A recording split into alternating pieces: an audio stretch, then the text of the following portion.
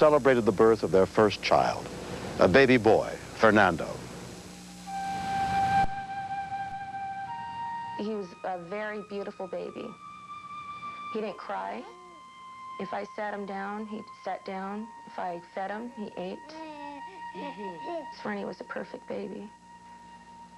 Mouse? But at 6 months, Yvonne's only child was diagnosed with cardiomyopathy, a rare condition that causes the heart muscle to deteriorate and results in death. They told me the only thing that could save him would be a heart transplant, but they were not willing to do it because it was an experimental surgery. So they told me to take him home and keep him as comfortable as I could until he died. Good boy. We started taking him from doctor to doctor. They told me that the prognosis was the same, so I wanted to be with him as much as I could. I slept with him, I ate with him, I bathed with him. But Fernie didn't leave my sight.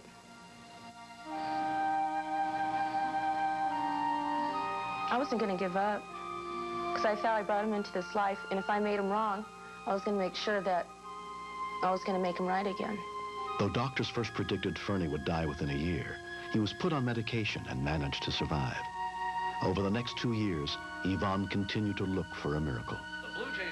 In October, November of 1984, I just came home, and then all of a sudden a news break came out on TV. Baby Faye was born with only half a heart and no chance to live. So surgeons in Loma Linda, California gave her the heart of a baboon. Dr. Leonard Bailey, who performed the baboon heart transplant, recently I just told a medical knew it, that he was going to be the one that was going to save Fernie's life, too. Yvonne managed to get Fernie an appointment with Dr. Leonard Lee Bailey's pioneering heart transplant team at Loma Linda University Medical Center. He said when and if a heart does become available, Fernie was going to be a candidate for a heart transplant. But they have to come within 6 months of death before they're placed on the nationwide transplant list. So I waited. I thought, well, the hard part was over. But it wasn't. When we continue. Bye, baby. I was very nervous. For the next 3 years, Fernie's condition remained stable. But in January of 1988, he began to deteriorate rapidly. 3 times in 4 months, the little boy was hospitalized with pneumonia and congestive heart failure. Fernie was almost 6 years old, and he was 33 pounds. He was extremely frail, thin, pale. He was just like a walking skeleton. Fernie was placed on the nationwide transplant list and transferred to Loma Linda. Doctors believed if a donor could not be found, he would not live more than a few weeks. Okay. We had to carry a beeper. I thought I was going to take Fernie home, take my beeper home, and about a day or two it was going to go off. Beeper never went off, and he got worse. In her desperation, Yvonne turned to the media for help. It sounds really cruel for me to say this, but if there's a child out there that's brain dead or hooked up to a machine that really is basically just vegetating and is eventually going to die, why not have his heart or his lungs or his kidneys live in another child? The next day, at a hospital less than 20 miles away, Audrey Radcliffe and her family responded to the news of a tragic car accident. Boy was brought in from an accident. His name was David Dennehy. When we arrived at the hospital, we knew that my brother had been killed. We knew that my nephew had some internal injuries and required surgery. We didn't know how serious he was. The tests that we've gone through show us that, for all intents and purposes, there is no brain life left. He said we can leave him on a support system, His body lives on. but very shortly his body would start canceling everything out. Is not functioning at all. At that point, the doctors asked, would we consider allowing him to be a donor? Think of this as another opportunity. We hadn't talked about it. We had just sustained 2 losses now. Honestly, I felt like I was cheated because I didn't get a chance to hold my son and tell him that I really loved him. Even though he was growing up, he's still my baby. And I love Dave so much, little Dave. And we thought that rather than it be just a waste, that there's a lot of other people that are sitting around waiting for somebody's heart or for somebody's kidney, and they're going through misery.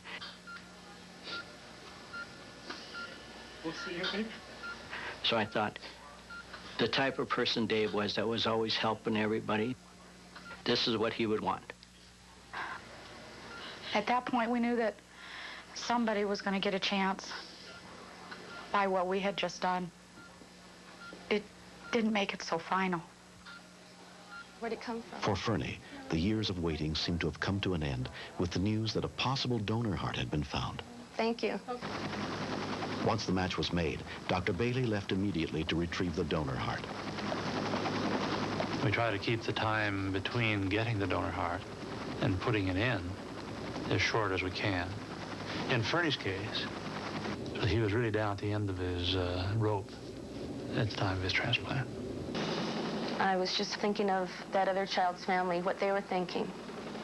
I wonder if they knew who this heart was going to go to, or how they were feeling, how they said goodbye to their little boy or their little girl, and how happy they were making me. Bye, baby. I was very nervous and upset because I knew this was it.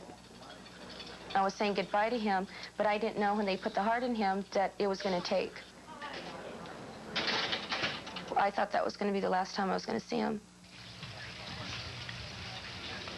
A heart transplant, it's an amazing miracle that happens. To be able to actually lift a heart out of someone and put it to sleep temporarily and then implant it in someone you know has all the hopes and dreams for a future, and to have that heart come alive again and do what it's supposed to do is a genuine miracle in my point of view, and I'm awed by it. In sports, the International Basketball League was busy. A week passed. Audrey and her family were beginning to put their lives back together. My husband and my daughter and I, we were sitting having pizza one night, and it came on TV that they had found a heart for the Fernie Salazar boy that lived in Rancho Cucamonga, which was where I lived. Child's heart fit my son's cavity just like a glove. And when they put the heart into Fernie, they said it just started. It was going. It was going. And Mrs. Salazar had a special message to the parents of the child who donated that heart. I know they're grieving, how bad they feel. I don't know what to tell them, but I know they're watching. I know you're watching me, and thank you.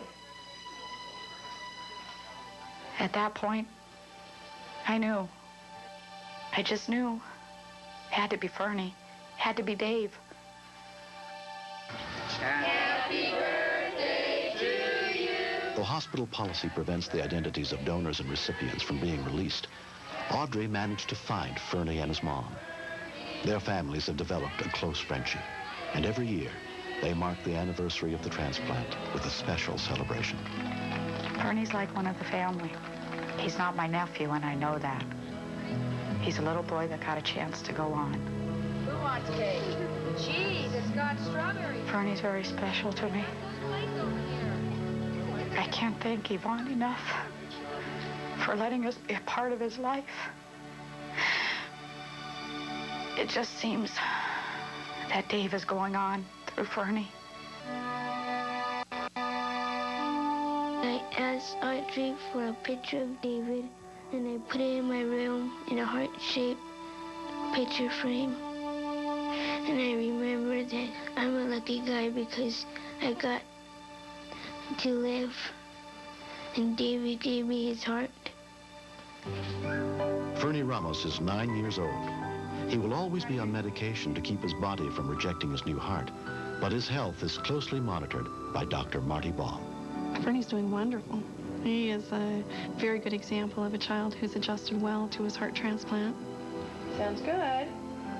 I would hope that future-wise for Fernie that he is able to do any and all things that he should dream he should be able to do, and I hope that his heart is not ever a reason to hold him back from achieving these dreams that he would have for himself. We pray all the time that he's going on and on and on and on, and the heart is doing great for him. And like now, he's just doing everything, and we enjoy it. I would never have changed my mind on what I did. Seeing people like Fernie will convince people that it's a good thing that we're doing. even though you or your child or your loved one can't go on in this life, that because of them, someone else can. Go, Fernie! Hurry up! We can make fernies happen every day. If we really work at it in this country and around the globe, we can reverse some of the tragedies that happen and make them all victories.